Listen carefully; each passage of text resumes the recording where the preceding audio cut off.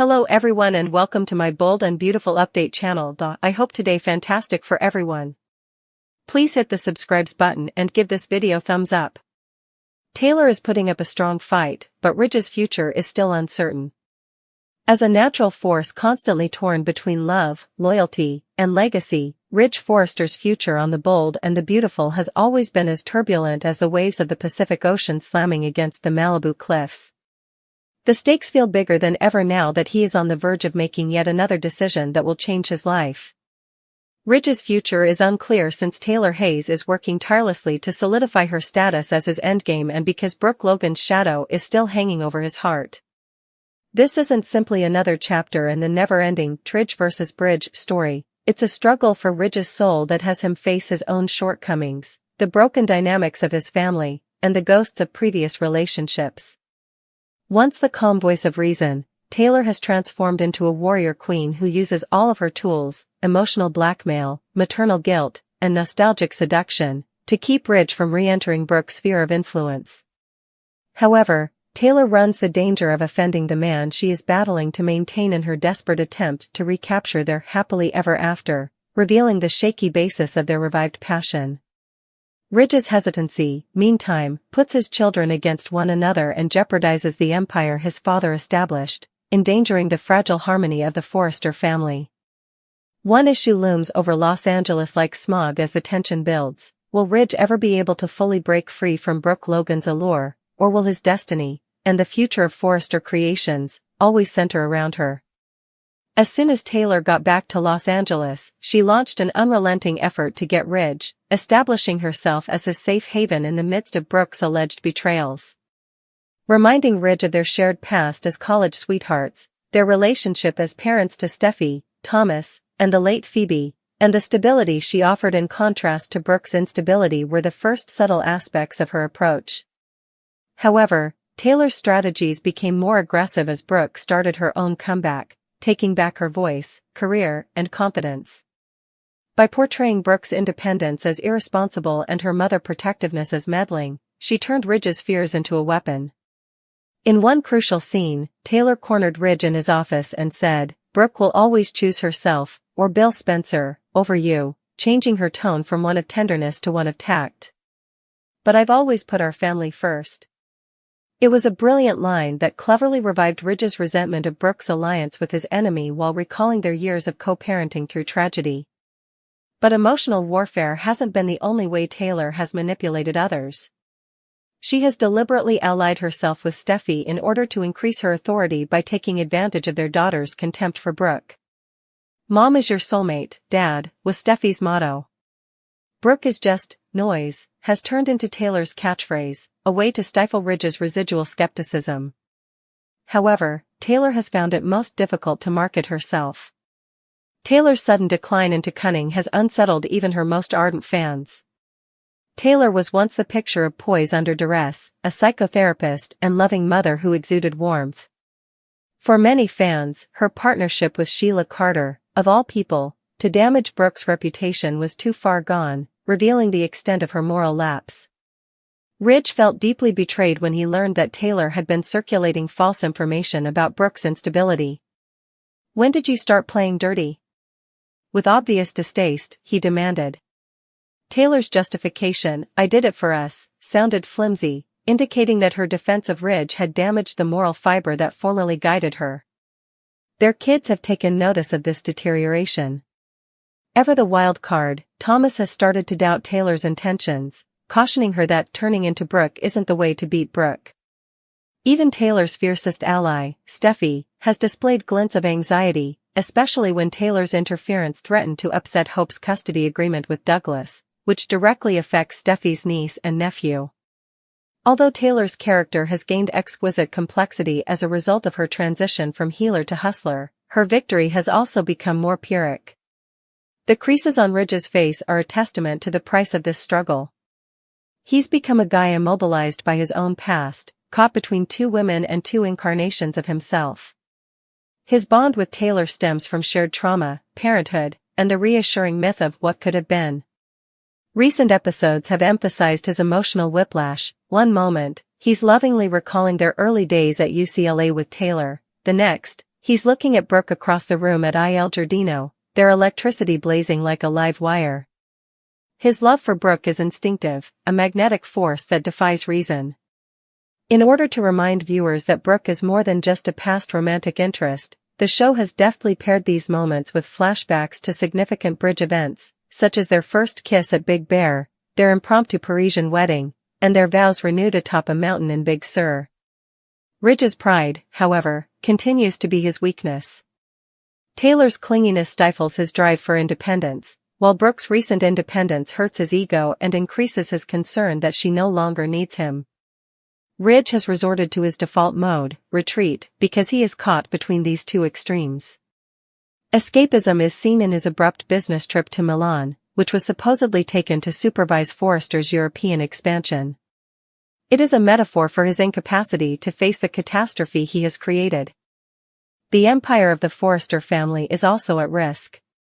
Forrester Creations is now a powder bomb due to Eric's deteriorating health and the impending succession issue. Ridge's indecision is a liability for the company, not just a love one. With Steffy and Thomas growing more and more at conflicts over the company's direction, a divided Ridge translates into a split business. Desperate to show that he has changed, Thomas promotes creative partnerships, such as with Hope's Line, while Steffy calls for a return to traditional Forrester elegance, a crude jab at Brooke's influence. Once restricted to moral support, Taylor's presence in the boardroom has now become explicitly political.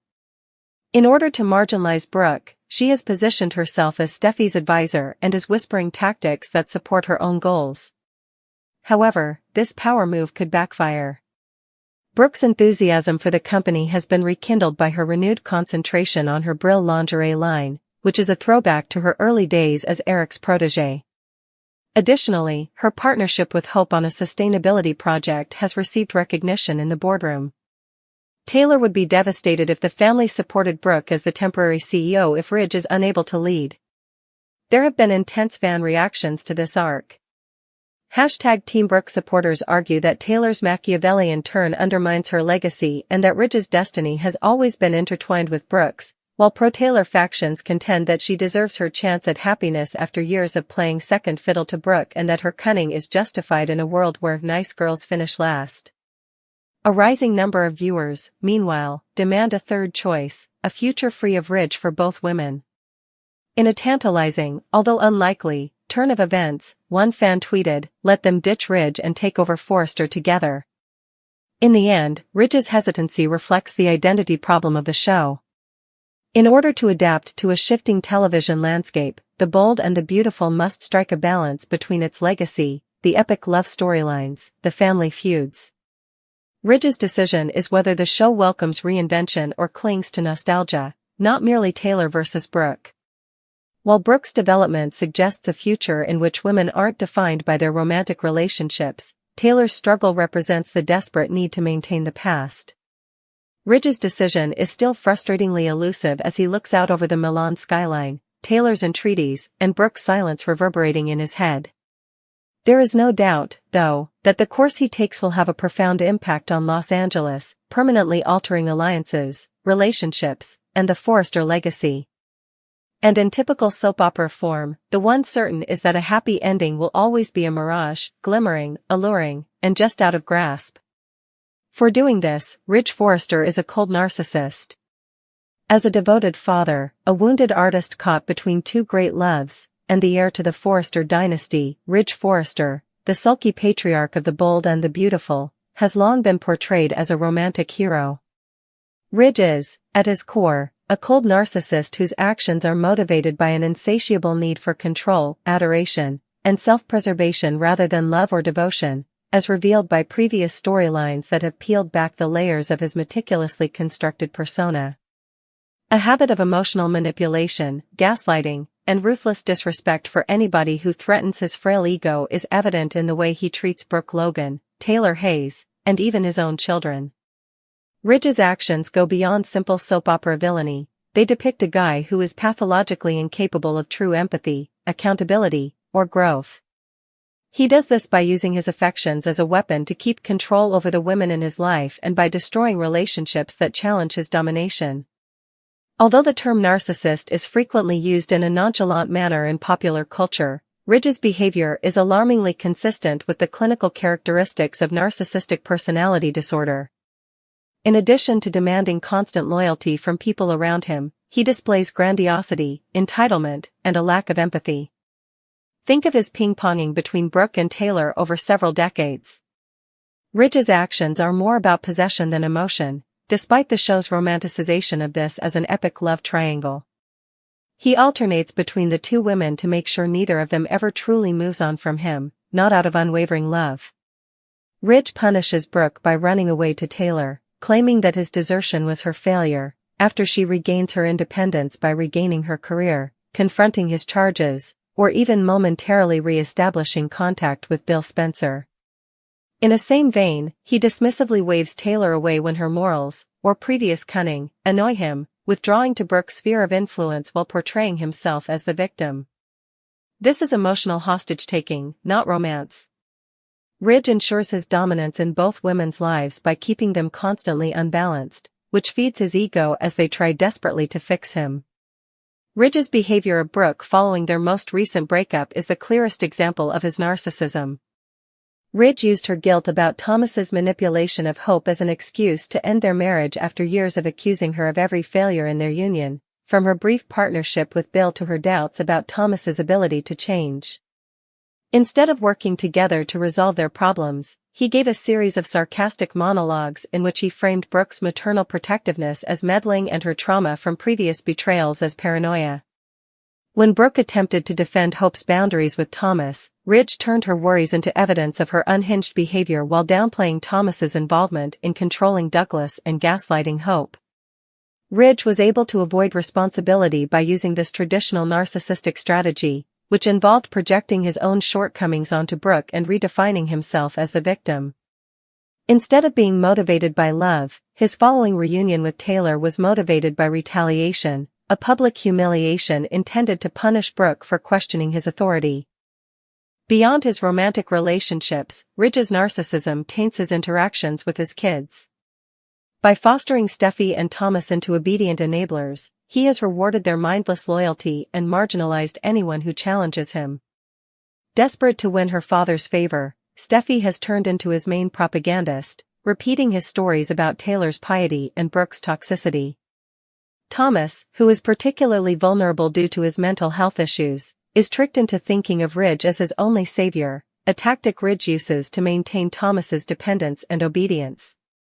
Ridge undermined Thomas's progress by rekindling old rivalries when he's shown sincere improvement, accepting responsibility for his previous deeds and making an effort to co-parent Douglas with Hope. Hope will never trust you, I barely do.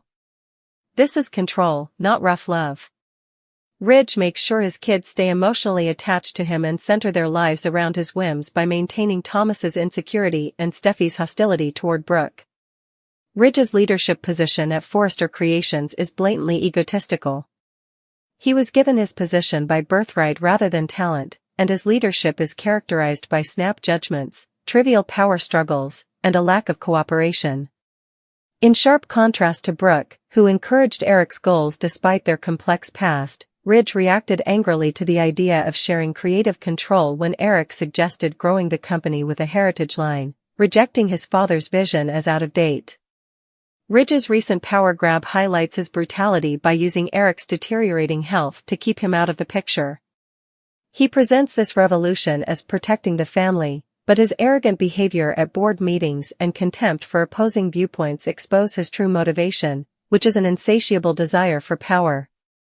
His duplicity is further revealed by the way he treated Carter Walton, a devoted ally. In order to maintain Carter's subordination, Ridge takes credit for Carter's innovations, exploits his work, and shatters his connection with Katie while preaching family loyalty. The show's hesitation to completely denounce Ridge's narcissism is what makes it so pernicious. By portraying his worst actions as complicated or passionate, the bold and the beautiful frequently pardons him and restores him to his patriarchal position. He suffered no long-term repercussions for leaving Brooke for Taylor. Even Brooke, after first opposing him, warmed up to him, and the Forrester board welcomed him back. Ridge's perception of his own impunity is strengthened by this narrative coddling. With empathetic camera angles and soaring music, the performance supported his viewpoint when he denigrated Brooke for her part in their marital breakdown. The script portrayed Taylor as the unreasonable one when he wrote off her legitimate worries about Thomas as overreacting. By not holding Ridge responsible, the authors uphold the perilous misconception that emotional abuse is simply love in a storm and that narcissism is romantic. The opinions of fans on Ridge's acts have become more divided. Longtime followers who used to swoon over his smoldering gaze now use words like toxic and gaslighter on social media. Critics analyze his manipulation strategies on Reddit threads, drawing comparisons to actual narcissists who use charm as a cover for brutality. One person wrote, "Ridge loves how they make him feel worshipped, not Brooke or Taylor." Others draw attention to the gendered double standard. Brooke and Taylor would be demonized as scheming witches if they displayed half of Ridge's selfishness, but Ridge is still the show's undisputed anti-hero. A vociferous minority, meanwhile, defends him, claiming that his love for his family justifies his brutality and that his imperfections make him human. This gap reflects more general societal discussions about narcissism in relationships, such as how charm can mask abuse and how culture frequently justifies male entitlement as ambition. The women Ridge claims to love are the ones who most clearly exhibit the side effects of his narcissism. Once a feisty, self-reliant visionary, Brooke has become a shadow of her former self, alternating between pleading for his approval and descending into self-doubt. Ridge's mind tricks consistently thwart her recent attempts at self-reclamation, including resuming her profession and establishing boundaries. Once a kind psychiatrist and moral compass, Taylor has turned into a cunning shadow of herself, imitating Ridge's deceptive strategies in an attempt to maintain his interest. His influence even stunts the show's next-generation heroines, Steffy and Hope, whose rivalry is more about their father's acceptance than their own autonomy. The Bold and the Beautiful's own collusion must be faced in order to comprehend Ridge's narcissism. The show has portrayed the women in his life as satellites orbiting his ego for decades, focusing on his suffering, needs, and sacrifices. His storyline is not a tragedy, rather, it serves as a model for how narcissists are supported by systems that provide them with unmerited atonement for their brutality. Ridge Forrester will continue to be more than simply a defect in the story. He will continue to be a reflection of the stories we are still too eager to romanticize as long as the narrative continues to confuse abuse with romance. Whether the show will ever end the cycle is the topic at hand. Will it continue to support Ridge as the tortured king of a collapsing empire, or will it let him face the real repercussions, losing the respect of his family, his companionship, and his hold on Brooke and Taylor? Ridge Forrester serves as a sobering reminder that narcissism is neither brave nor attractive. We should cease confusing its glimmer for gold since it is toxic. It's Taylor's time to leave. Once the beacon of moral clarity on The Bold and the Beautiful, Taylor Hayes has devolved into a shadow of her former self, a character ensnared in a narrative purgatory where desperate plot devices and recurrent storytelling have undermined her agency, integrity, and purpose. Fans anticipated that Taylor's 2022 return to Los Angeles, after years away, would rekindle the series' iconic conflict between Ridge and Bridge while providing a complex examination of development and atonement. Rather, her storyline has deteriorated into an annoying pattern of cunning, hypocrisy, and emotional blackmail that erodes her reputation and limits the show's possibilities. Taylor's appearance repeats the story rather than adding to it. Her relationships with Ridge, Brooke, and even her kids have become stale, rehashing old disputes from decades ago without any new depth or stakes. Even worse, she betrayed all Taylor ever stood for by forming a new partnership with Sheila, a woman who shot her twice. This collaboration went beyond soap opera drama to character assassination. It's time to let her leave for the sake of the show's development and to protect Taylor's remaining dignity. Taylor's contrast with Brooke Logan was what initially drew people in. In a chaotic environment, she stood for stability and virtue as Ridge's faithful partner, loving mother, and sympathetic therapist. With Taylor's selflessness contrasted with Brooke's ferocious impulsivity, her competition with Brooke was more than just a romantic one, it was a conflict of ideals. However, the authors have destroyed this relationship, making Taylor into Brooke's exact reflection, envious, cunning, and prepared to sacrifice her morals for a man who has never made her a firm choice. She has lost her moral superiority as a result of her recent plots, which included working with Sheila, influencing Steffy and Thomas to turn against Hope, and distributing false information regarding Brooke's mental health. The tailor who advocated for forgiveness now uses resentment as a weapon. The woman who once helped patients deal with trauma now gaslights her own daughter. This is a lazy attempt to create drama at the price of character consistency, not progress. Their encounters are more about mutual animosity and one-upmanship than they are about restored love, and even her connection with Ridge has turned transactional. In addition to degrading herself, Taylor's presence inhibits the development of other characters. Steffy's unrelenting support of Ridge turns her into a mouthpiece rather than a complex adult attempting to deal with her parents' shortcomings. Under Taylor's indulgence, Thomas, whose redemption story once had hope, is regressing, and her insistence on holding Brooke accountable for his errors is undermining his development.